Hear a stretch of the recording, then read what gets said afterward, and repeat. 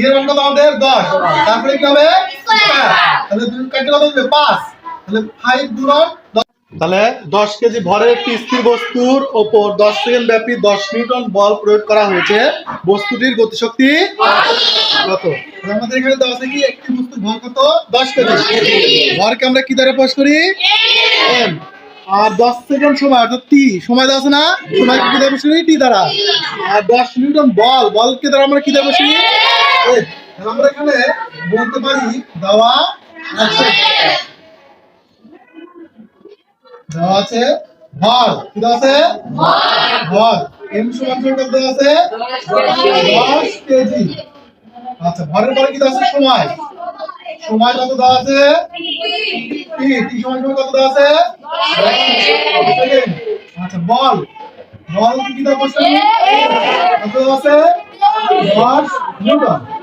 আচ্ছা এখান থেকে আমার কি বের করতে হবে গতিশক্তি।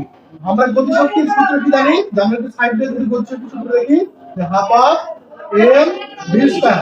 দেখো m এর মান তো জানি কিন্তু v স্কয়ার মানটা জানি না, তাহলে v স্কয়ার মানটা বের করতে হবে। তাহলে এখানে আমাদের প্রথমে কি বের করতে হবে ত্বরণ, কি বের করতে হবে f এর মানটা দেওয়া আছে। আমরা জানি যে x সমান কি জানি x সমান কি জানি m a, x সমান কি জানি m a। m থেকে আমরা এর মানটা কি বের করতে পারবো না, আমাদের সূত্র কি এখান থেকে এর মানটা বের করব। এখন এর সাথে m কি অবস্থা আছে এর মানে কি হয়ে যাবে, তাহলে আমরা কি পাবো যে সমান f ডিভাইডেড m। এখন আমরা যদি মান বসাই তাহলে আমরা কি পাবো দেখো, তাহলে f এর মান কত 10, তাহলে আমরা 10 বসালাম। আর আমাদের এই m এর মান কত আমাদের m এর মান আমাদের কিন্তু 10 বসলে কত পেলাম আমরা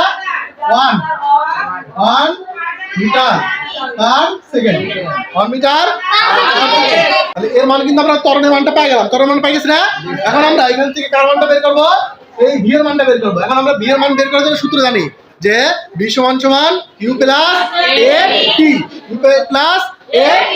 তাহলে আমরা দেখো v সমান q প্লাস a t, এখন t এর মান আমরা জানি 10 সেকেন্ড, এর মান আমরা বের করছি 1 মিটার পার সেকেন্ড। আর আদিবেগ আমরা এখানে ধরে নেব আদিবেগ কত 0, কারণ কোন বস্তুর আদিবেগ কি দেওয়া নাই আদিবেগ কত আমাদের 0। তাহলে v সমান 0 প্লাস এর মান কত 1 ইনটু কত 10, ঠিক আছে লিখে দেব যে আদিবেগ সমান কত 0, সাইড নোট দিয়ে দেব। তাহলে অতএব v সমান কত বেশ বলো তো 10 মিটার।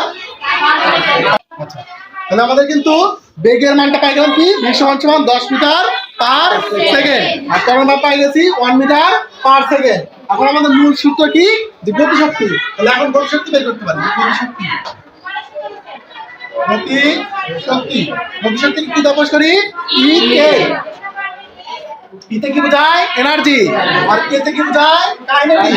কি হবে half of m v square, তাহলে হাফ তো হাফ, এর মান কত আমাদের এর মান হচ্ছে এই যে এর মান কিন্তু 10, আর v এর মান কত আমাদের v এর মান এই যেখানে বের করছি দেখো v এর মান কত করছি v এর মান কত আমাদের 10, তারপরে কি হবে স্কয়ার, তাহলে 2 কাটলে কত হবে 5, তাহলে 5 গুণন 10 এর কত হবে 100, তাহলে কত আসবে 500